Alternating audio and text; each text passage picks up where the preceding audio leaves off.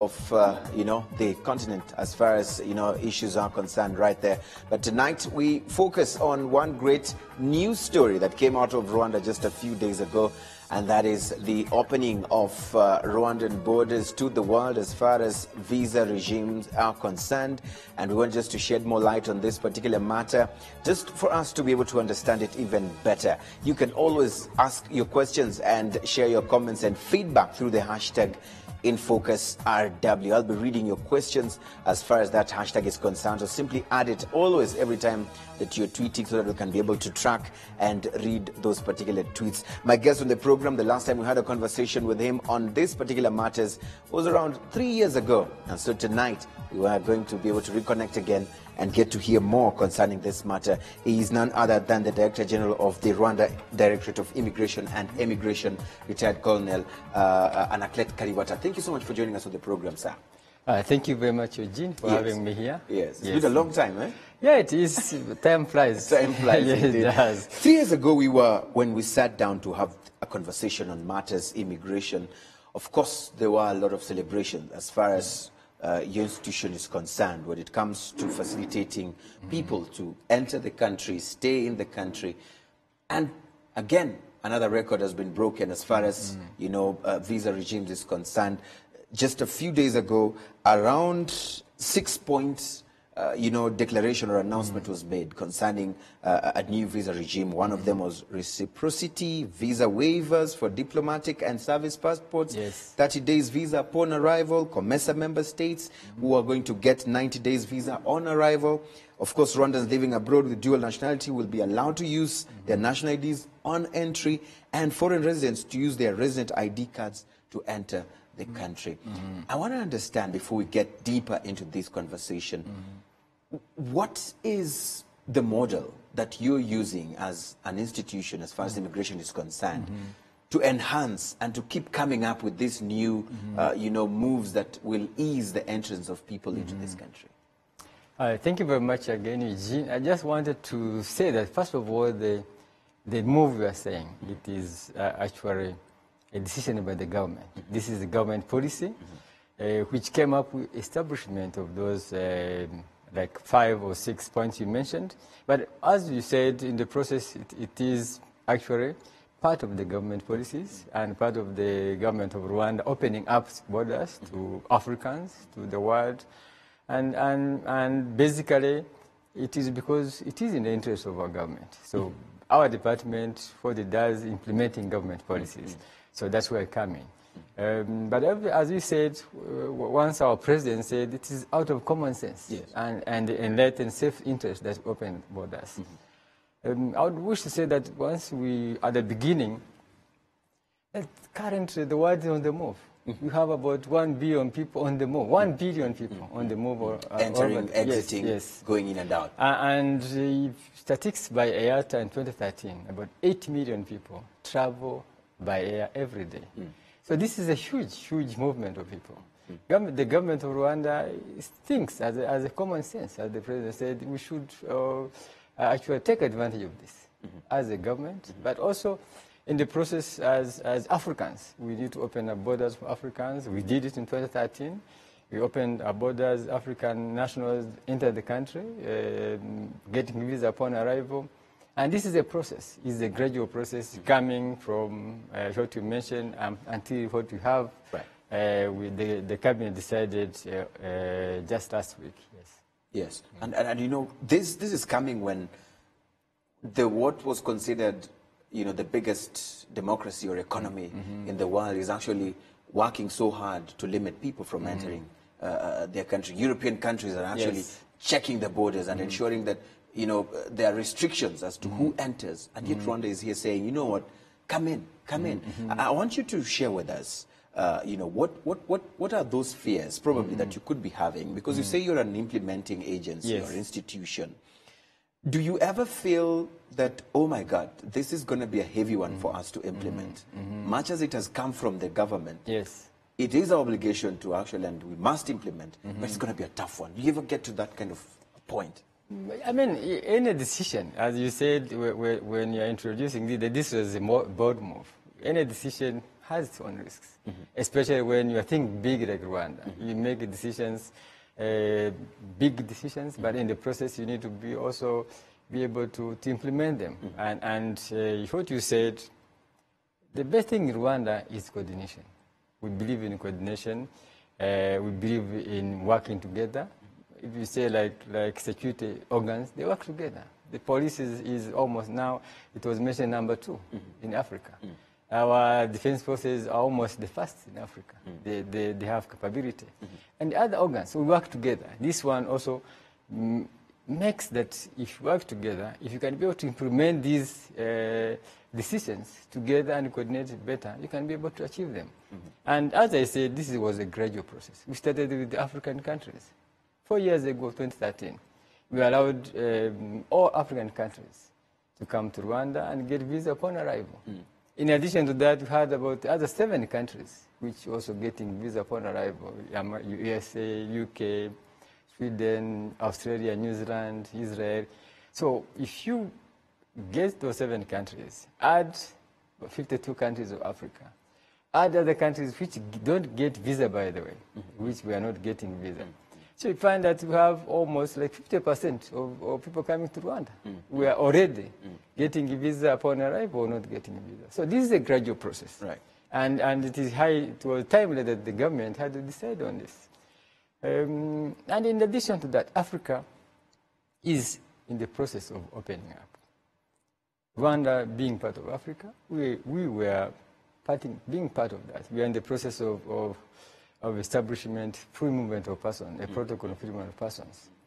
You saw when this decision was made by the cabinet. An African president tweeted from Guinea. It is rare that an African head of state tweets a decision made by another state. That means in Africa, this is something which is something important. is happening. And it's happening in Africa, and you are part of it. And being part of it, I'm coming back to what you mentioned, that, okay, are you not scared? Are you not fearing? I think scaring is not the appropriate word. It's the challenges. Are you ready? Are you up to the challenges? Are you up to the challenges? Yes, I agree up the challenges, and we are ready. Rwanda is ready to be able to implement this, there are various means, there are various ways of being able to implement this. We are IT, because this is, as I mentioned earlier, this is a joint effort. If you go to IT is an enabler. We have systems which can be able to manage our borders. That goes with development of IT in the country. Not necessarily our department, but all over the country. We are part of that process. So we have security agencies. We are part of the security agencies. So we are doing our job as Rwandans, but also with Rwandans. Right. And that one gives us I think the motivation and the courage to be able to implement it. Right. You say IT. I mean, let us just now start probably breaking down some of those, you said, challenges that might come along the way as far as implementation is concerned. You pride in the fact that you're going to use IT as one of the implementing models or tools to actually check and balance some of the threats that might come. But when you talk IT, I know it might not sound right for some people to compare the U.S. elections or the U.S. in itself, but IT systems were compromised or allegedly compromised in such a big, economy. And here we are as a country saying that we will be able to sort these things out. How can you build that confidence in those people who are sort of pessimistic? They're worried that, you know what, if it happened there, it might also happen here, and we might be in trouble. I mean, thank you very much for that question. I think that is a very good question. But I think it is the IT, I think IT in general. This is part of it. I mean, it can be compromised, but we have systems.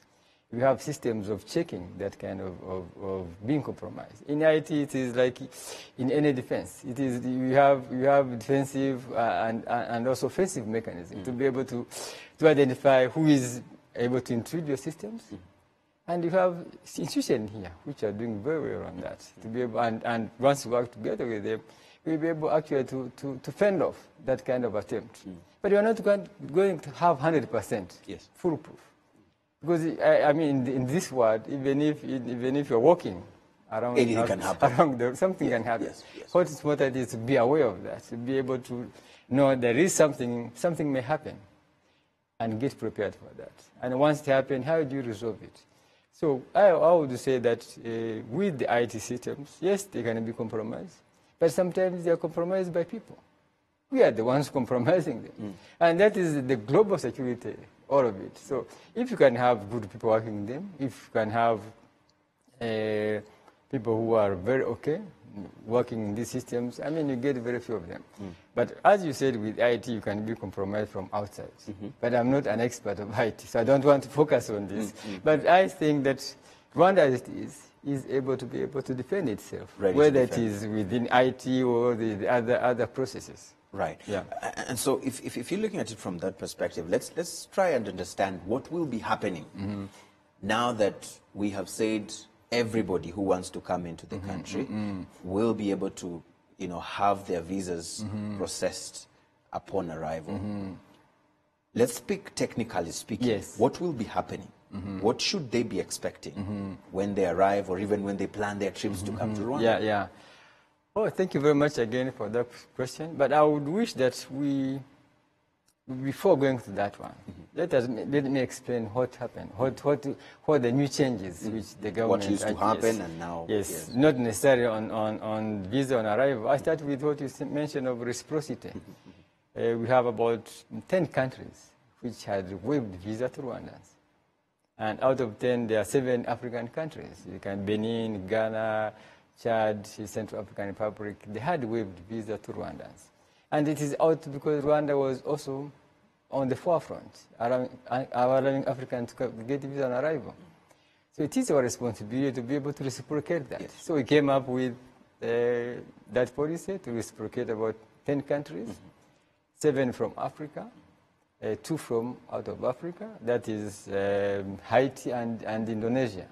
So they had waived visa to Rwanda. So as I said, Rwanda had to reciprocate on that, which I think it is a principle of reciprocity, which goes with international relations. The second one, as you mentioned, is waiving visa for diplomat official passport holders and diplomatic passport holders.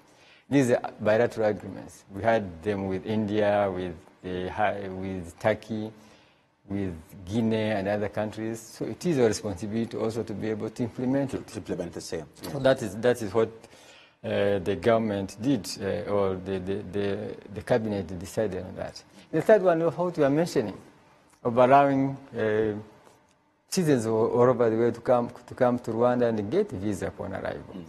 And getting visa upon arrival, I want to insist this, it is not actually, the visa is there. The difference is where you get it. Previously, you would get a visa from embassies. We started, I think, in 2005, when we were getting visas in embassies. And by that time, we had about 14 embassies all over the world. So imagine... In the whole world. Only 14 embassies.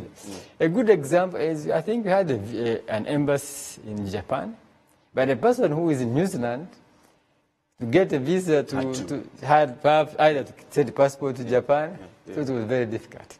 So we came up with the idea of online visa. And it started slowly. Today we get about 450 or 500 applications per day. Because people now apply online. And that one you can be able to do it to wherever you are. Yes. You are at home, anywhere you can be able to apply visa online.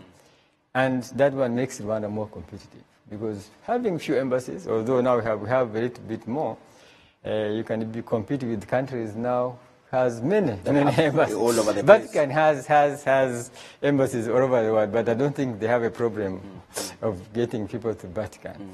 But that one makes Rwanda more competitive, online visas. But now we came up, right now you can also be able to pay your visa online. So that you come to Rwanda with your visa and you just go in. So that is like the second step. The third step is now getting visa online on arrival. You see, in issues or matters related to visa, it's not the amount you pay. Actually, the process and the requirements. If the process is cumbersome, you don't get customers. I mean, you don't get people coming to Rwanda. So the major or the difficult thing is getting the process of easing the process. So if you can ease it, the payment, I mean, a person will pay $30, we pay $30 compared to how much they pay for the ticket. It is almost insignificant. So if you make it easier for people to come to Rwanda, then I assume we're going to get more people. So that the step now we have moved. We started with African countries. Now we are moving to countries all over the world to get a visa upon arrival. You ask now what happens. A person, I mean, whoever wants to visit Rwanda, just wakes up and goes. And we did, for example, with the use of ID within Kenya and Uganda. Yes. I mean, and Rwandan just wakes up, goes to the border with the ID and leaves, enters Kenya or Uganda. Likewise, now a person who wants to come to Rwanda, they have their valid passport, they come to Rwanda. They expect to get a visa upon arrival. Once you reach at the border, at the airport, you're going to present your passport. And definitely you're going to be asked, you're going to visit who, you are coming to Rwanda for tourism, for whichever you are coming to do business in Rwanda, and you get your facility to enter. So in the process, but you pay for the visa. For the visa. Yes. I mean, with this, again, it brings the other element of a micro challenge. Yes. Here.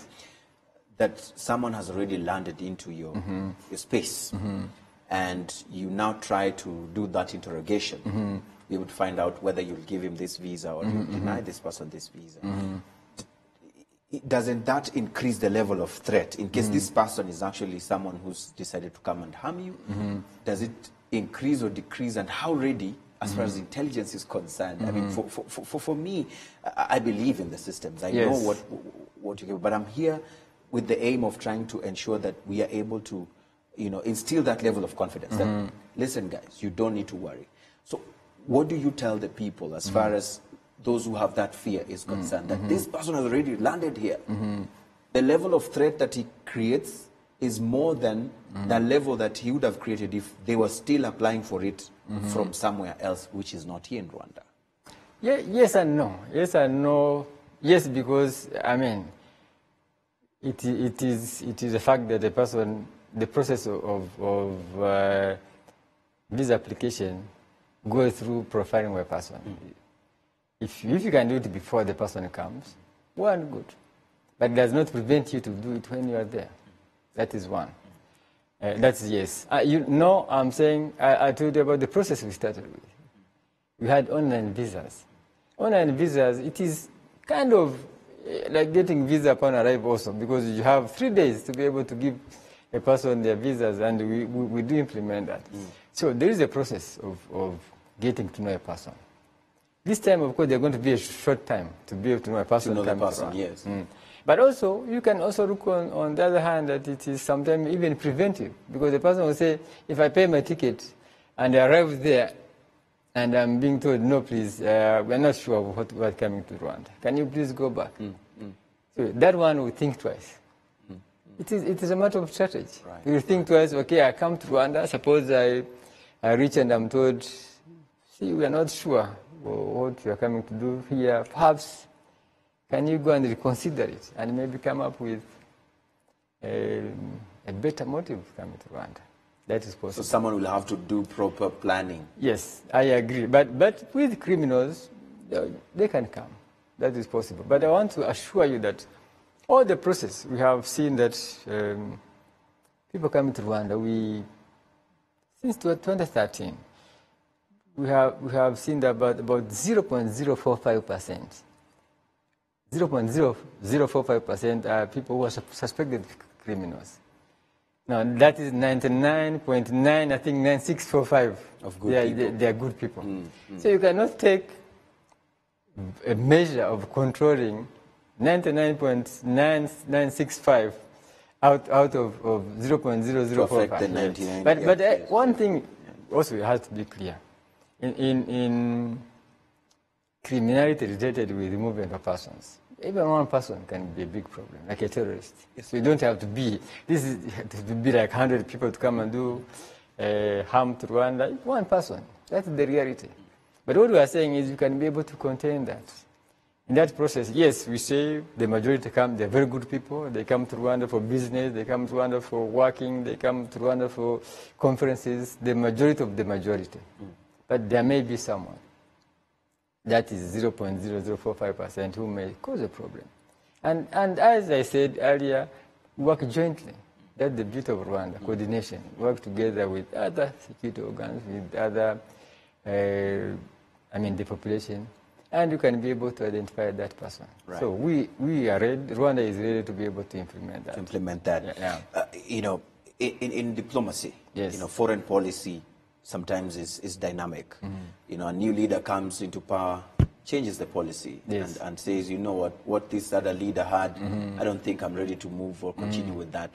With this spirit of reciprocity, we have decided to do this because they do that for us. In the event that, let's say, God forbid, the Benin, Central African Republic, Chad, Ghana, these countries listed here, decide to change, do we also change? We are not obliged 100% to change. Example, Hong Kong. Hong Kong decided to remove Rwanda to get free visa to Hong Kong. That was 2016, last year, April 2016. But it has taken us more than a year to be able to introduce requirement for Hong Kong. So it is a sovereign issue. The government of Rwanda may decide, well, we think this is our interest to be able to open up for them. That's the bottom line, your interest. The national interest of Rwanda. If Rwanda decides this is okay, we can continue to welcome them to Rwanda, despite that maybe Rwandans are not being allowed the same yes. privileges. It is like the visa on arrival. We don't get, Rwandans don't get visa on arrival in all African countries. But the government have decided to do that because it is the interest of Rwanda to do that. So at the end of the day, the international, I think, laws, you may balance the two. You may balance whether to reciprocate on that one or to consider your national interest. Right. I like that. So that means there are certain instances yes. where country X, which was offering you those privileges, and you also decided to do the same, and yes. then they change, you can decide to keep on yes. giving them those privileges. I want us to take a very short break, and then when we come back, we'll be answering some of the questions that several people have been asking. Yes. We'd like you to just keep those questions coming. If you have any specific question concerning this new visa regime or anything regarding immigration and emigration, simply send us that question and always add the hashtag InFocusRW, because that's the hashtag we're following to be able to track your questions. So send them in, and then we'll be able to look at them when we return. Stay with us.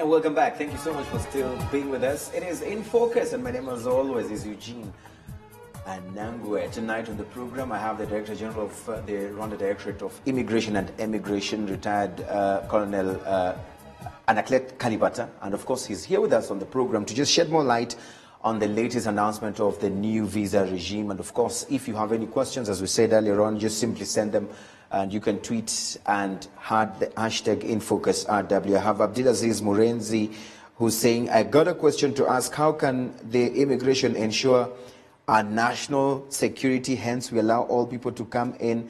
And another one is, Rwandan private sector, PSF, ready with enough facilities like hotels to those guests, because it's clear that they will increase. I mean, it's something you've already mentioned, but just probably to emphasize, it would be nice. But of course, when we add one more, from Arthur Rugamba says, definitely that would be great if others tried the method. I think what Rwanda has done, Africa needs a strong bond that will, it's a long-term self-reliance. Easy movement of people and ideas is the most important issue. I mean, there are those who are still pessimistic. Of course, you've mentioned the issue of the preparedness. But of course, there's another one who says we need this to be happening across the continent. And this brings us to the question of, why do you think this is not something that is happening everywhere? Because it's something that we need to be doing. When we're talking about visa-free Africa, yes, how do we infect these other African countries with this good disease from Rwanda? How do we do this? Thank you very much again for those very good questions. First of all, I just want to say that the momentum is, Africa is coming. There is a momentum. I think 2 weeks ago, Nigeria allowed all countries, all African countries to get visa upon arrival. Benin had done that. Ghana has done that. Senegal has done that. Some other countries also are coming up. I think it would be not fair to say that we're going to move together at the same time. This is the progress. I would say that, as I mentioned earlier, there is a momentum. The African continent is coming up with the protocol on the movement of persons. The protocol was finalized here in Kigali like 2 months ago, or a month ago, and now it was went through the process of legal affairs, and it is ready to be submitted to the summit. So the protocol is there for facilitating improvement of persons in Africa. This is that one is the good step. There is an African passport also, which was launched here in Rwanda by African Union. So you could see that Africa is coming up. The African Development Bank comes up with also with visa index to Africans, and it shows that there is an improvement. If you go to East African countries, it is about 45% of East African countries are doing better in connection to visa-free. I think 35% ECOWAS is open within ECOWAS. I would just say that things are coming up. They are working. They are working. It's work in progress. And the interest is being very clear. As I told you about a president who tweeted to our president and saying to Rwanda Murakoze for allowing their national to get visa, to enter Rwanda without visa.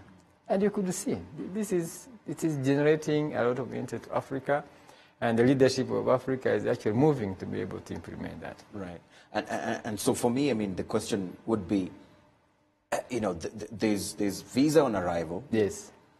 And some people have always been saying these visa things, the control of movement of people, these are things that were brought about by our colonialists in the colonial eras, and we ended up inheriting them and put them upon ourselves, even as Africans, even as neighbors.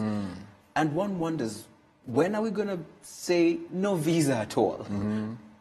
Coming from immigration, yes, you could probably help us understand why we even need it. I mean, for Africans, why don't we go borderless and say, you know what, I can move, I can come visit and, I mean, thank you again. You mentioned about, maybe we should touch on the issue of borders of Africa and the national interest of African countries. You mentioned about the colonialists. I mean, it was easy for a person from Fiji to get, were getting actually free visa to Uganda because they are Commonwealth countries. Because you could see it is not an issue of proximity by that time, it was an issue of commonality being together. Yes. We are in the Commonwealth countries, irrespective of where you are, you get visa. Yes. But free visa to other countries. Rwanda maybe was allowing countries from maybe Francophone or Belgian to be able to get a free visa to Rwanda. But we are not giving free visa to Ugandans. We are not giving free visa to Tanzania as our immediate neighbors because we are not in the same common identity. But since now Africa is coming with a common identity, I believe that we can be able to influence that. We can be able to work on that, having a common identity. I said about African passport. That is showing a common identity for Africans. So I'm sure that this process is going to break the borders. It's going to break the borders and move seamless. And that is one of the agenda of 2063 of African Union, to be able to have seamless borders to improve trade and investment in Africa. So with that one, I think it's possible. But having now coming to Rwanda, it's part of the process. And we believe what Rwanda is doing, we believe that perhaps other countries are going to be able to borrow a leaf. Yes, or we learn from each other. Yeah. So I am sure this is work in progress, and in the near future, we are having not even visa on arrival, but maybe having free visa to Africans. I've heard a few people, worried and saying, you know what, they're making it easy for us to go in there because they need the expertise. They need the people to actually help, continue building the economy. Once they're ready to do it themselves, then they're going to tighten the noose and make it difficult for us to even walk closer by their borders. What would you tell these people who think in this direction? I think that is not a progressive way of thinking. First of all, there is nothing wrong at this particular time allowing people to come to Rwanda and invest in Rwanda and be able to build our skills. There's nothing wrong with that one. This is a positive thing. But I don't think we should be able to say, after 10 years, we're not going to allow us. Let us reach there. Because Rwanda is not stopping here. Development is, we're not going to reach a stage, say, okay, now we have developed. I think there's no country in the world which has reached a stage saying, no, I have stopped, I'm not going to develop anymore. I'm sure as you develop, that's where you need more skills. Right. You need more skills, you need more jobs, people getting jobs. So I think as Rwanda, the policy of knowledge-based economy, as it continues, you're going to need people. There's still more opportunities, so people should not be worried about that. There's one thing that, I don't know if it worries you, because there's been cutting of costs for visas, because, some time ago, the cost of an entry visa used to be $60 and it used to be valid for 15 days, and this was around 2011. Yes.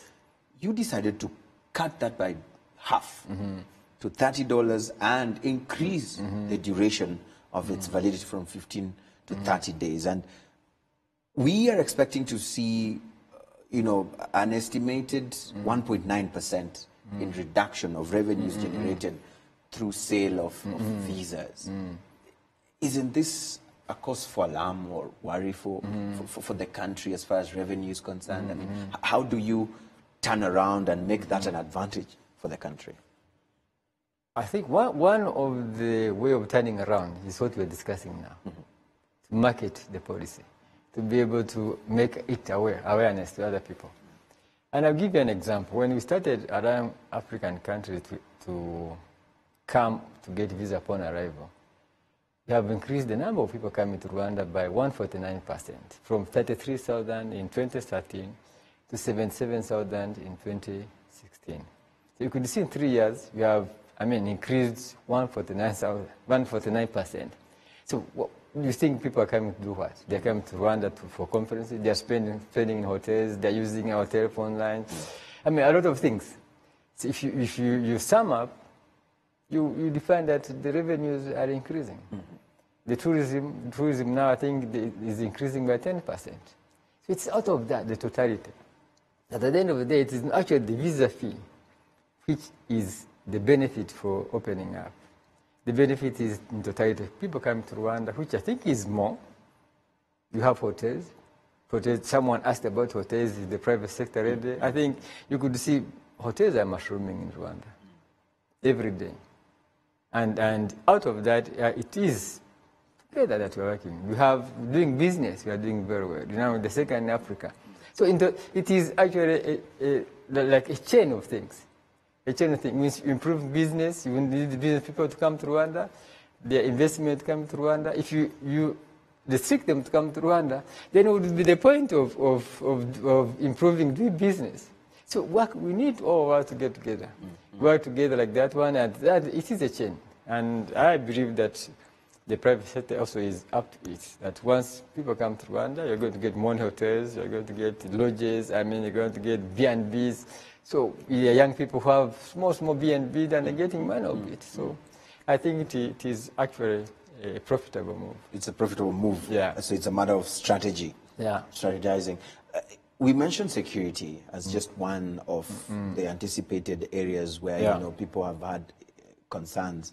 For you as an institution, when this directive was made, and as an implementing agency, what were the other areas that you sort of internally felt that, guys, we need to up our game on this area, other than the security part? What were the areas? What are those areas?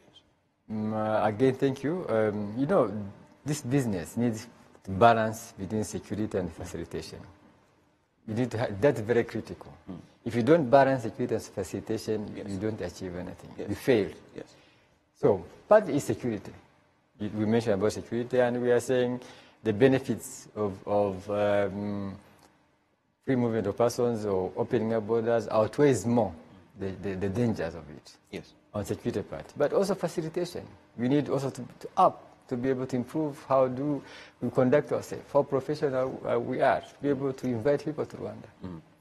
And it is a culture of Rwandans, for visitors. They say in Kinyarwanda, if you are being treated well in Kinyarwanda, they say, bagufashe neza nk'amata y'abashyitsi. Amata y'abashyitsi, that milk for the guests. For the guests. Yes. That means the value you give. Rwandans give value to the milk. Now imagine more value to the... Because it's a guest. The guest. So yes. This is, I think we need to work along those thinking that we want, along those ideas that, the guests to Rwanda, they will be facilitated. Right.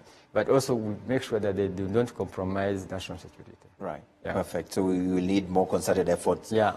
It's teamwork, as you said. Yes, it's a chain. Yeah. I have a question from Ryan Yewell, who says, can the 30-day visa on arrival be renewed for additional 30 days by, for instance, moving across a border by a car or bus and immediately re-entering Rwanda? Is it possible? It is possible. The 30 days is called entry visa. But once you come to Rwanda, you can be able to renew it. You can be able to renew it actually to 3 months. When you renew it, you can be given 90 days to be able to move to Rwanda, within Rwanda. And if you show the reason to be able to move other countries, you can be able to get multiple visas in that case. But also we have the East African tourist visa, which also is multiple, which you can be able to move within 3 countries, Kenya, Uganda, and Rwanda. So there's a range of visas to be able to actually be able to complement the current policies. Right. Okay. Another one. Are there any countries in the process of reciprocating our visa regime other than the 10? This is a question.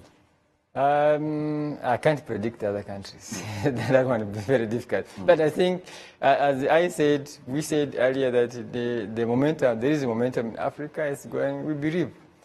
They remove visa for us, we reciprocated. Maybe you can come up also removing for others and they reciprocate. So, but now it is work in progress. Right, work in progress. And of course, Jackie says, interesting discussion, and we appreciate the new rules for visa, but still on EAC, what is the exact validity stay in Rwanda if one came in with a passport? Also, I see Rwandan going to EAC, the rules are free. They say as long as they want. They stay as long as they want. Please clarify. Within EAC, there is a regulation, a protocol for free movement of persons in East Africa, which allows citizens of member states to stay for up to 6 months in either member state countries. So that the practice. Any person from East African countries can come and stay in Rwanda for up to 6 months without any problem and do whatever they want to do, profitable within the member states. Within the member states, the EAC. Deje, I want you to just tell us, this whole debate of a visa-free Africa, and of course these initiatives like we see in Rwanda, I want to hear, how do we fast track it? What do we do, as a continent, so that we have more and more countries understanding the need for this, so that, it's not just Rwanda alone, it's not just Benin or Nigeria. How do we ensure that this is a shared interest amongst all of us as a continent? There are various initiatives. One of which is, as I just mentioned, the establishment of a protocol on the free movement of persons in Africa. With that protocol, we believe that after that there are going to be mechanisms, after it is signed and ratified by other countries, mechanism to be able to implement it. Other countries are thinking of instituting the principle of variable geometry. In that way, maybe ECOWAS is ahead, East African Community is ahead. If that one is accepted, maybe you can start ECOWAS and EAC to come opening up our borders. In the process, other countries will join. Will follow. The African Development Bank is actually doing assessment every year on the visa index for African countries and also be able to publish it. And so I think the momentum is there, as I said, and we continue. We continue to be able to discuss it on the continental level, discuss it, we are doing it here, be able to make other countries aware. This is more beneficial to open our borders, it's more beneficial to trade among ourselves, because Africa actually trading among ourselves is very minimum compared to how we trade with China. China itself trades more in Africa than we trade among ourselves. Yes. Yeah. Right. And so, talking of the effects in a positive way of this move, as far as your institution is concerned, now that this means that your work is actually cut out, probably the plate is now even more full, because you started with Africans, now it's the rest of the world. Yes. What sort of adjustments have you made as an immigration department? There are many adjustments. One of them is be able to have systems in place. We need to have systems in place, and already they're in place of border management. And that system will be able to control or to facilitate, by the same time controlling movement of persons. And we have the systems along all our borders, and we think that one is going to work. We are thinking of other systems also to be able to, like advanced passenger information systems. Person come to Rwanda, we know they have, once they decide to come to Rwanda, you can be able to know who is coming. By the time they reach our border, you have information, prior information on this person. So we have IT systems in place. So we are improving on one hand on IT and other infrastructure systems, but also improving on the staff, on employees, in capacity building, training our people. We are really training our people to be able to cope up with this possible influx of people, also making them more professional. That is on one hand, but also working jointly with the other institutions, coordinating with the other institutions to be able to manage the situation better. Yeah, right. So. And I'm sure that you're gonna hack this. I mean, if we look forward, I mean, as far as forward planning is concerned, you said this is not just an immigration department issue, it's a government issue, and we just implement. Of course, apart from implementing, I'm sure you also do advisory role in terms of what should be the next stages, because you're actually the ones who these people come to directly. I mean, what are the sort of forward planning, future plans as far as immigration matters are concerned, that you should be expecting in the next few days? As I said, there are many things we are planning. We are as I said, we need to improve our systems. I mentioned part of it, some of it we need to have them, and clearly this is going to help us to be able to do our job, but also to build the capacity of our staff. At the same time, also to improve on what we call post-entry management. Once people are here in Rwanda, to know them. They are coming for business, they are coming for other things, and we manage this once you arrive in the country so that there is no gap. There is no gap when you come to Rwanda and when you're inside, so that we'll be able to allow you work freely, but also don't compromise the security of Rwanda, because Rwanda is saying security also is the most safe place to be in Rwanda. So also we are marketing it. So once you come to Rwanda and because insecurity, I think we're not going to allow it. So we need to have also improve what we are doing in post-entry management. All right. Okay. Maybe probably another question would be about the ways of dealing with offenders. As far as going against some of these rules are concerned, you have 30 days, and then you exceed, or whatever rule that is actually here, and all that is concerned. What sort of things that you should be telling people so that it's preventive?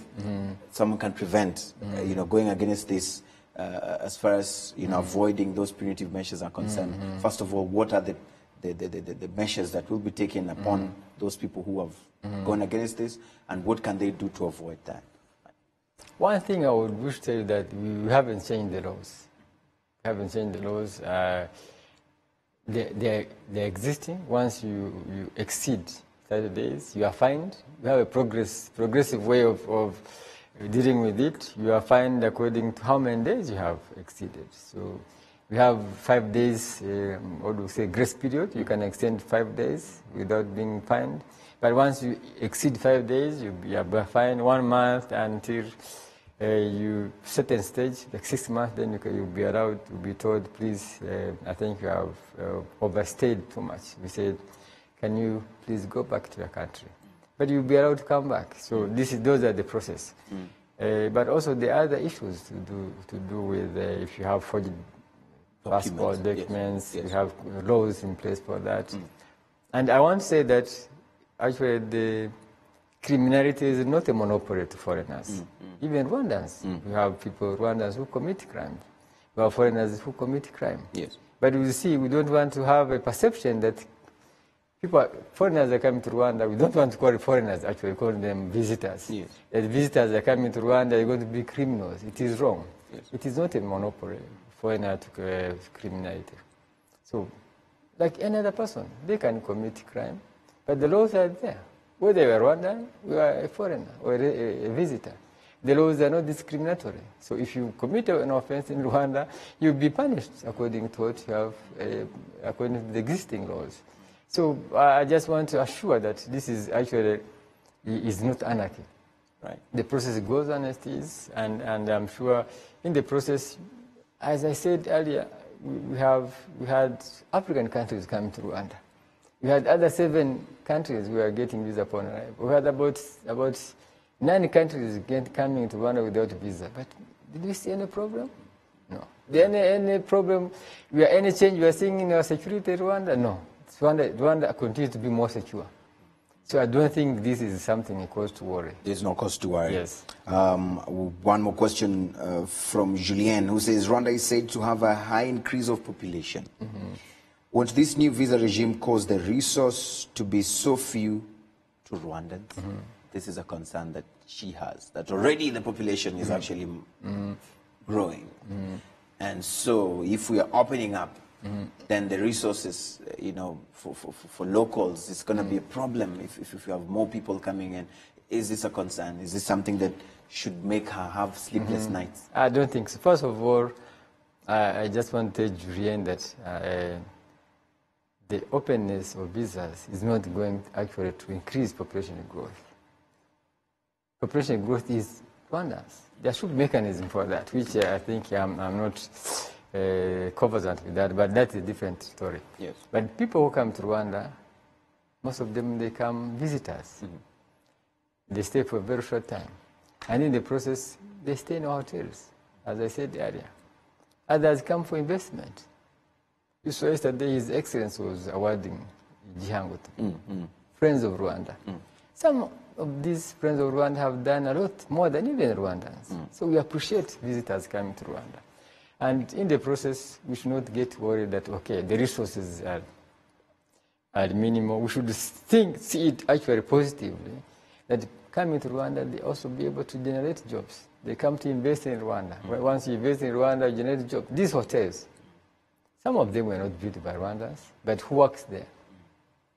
More than 90% are Rwandans. So they'll be able to work there. We are generating jobs by inviting people to come and invest in Rwanda. So we should be seeing it as positive that with investors, with the trade in Rwanda, we'll be able to create jobs, we'll be able to create wealth, and how worries or concerns actually should be able to, how do we take benefit of that as Rwandans? Yes. Right.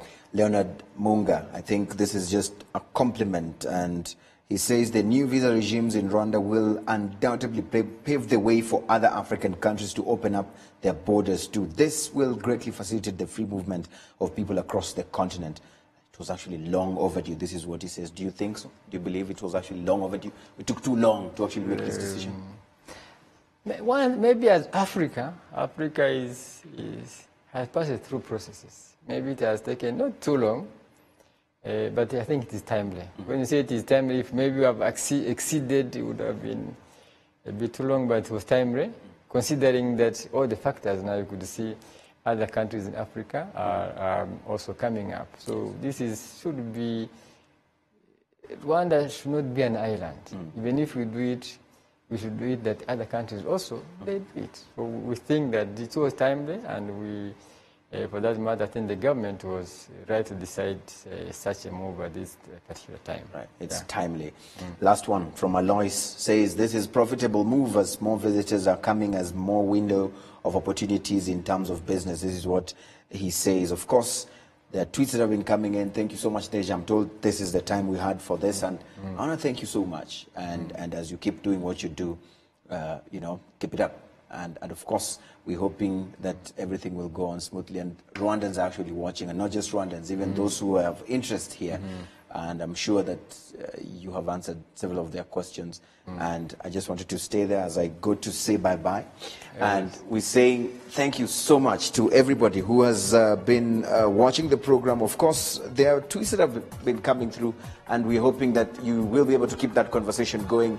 And of course, the immigration and emigration team is also online. They've been live tweeting this, and all you need to do is, if you have any specific concerns, you can definitely be able to tag them live on Twitter, and their Twitter handle is @Rwanda Immigration. Keep those questions going on through, and always use the hashtag InFocusRW. It's a wrap, and we're going to say thank you for watching. My name, as always, is Eugene Anangwe. Good night.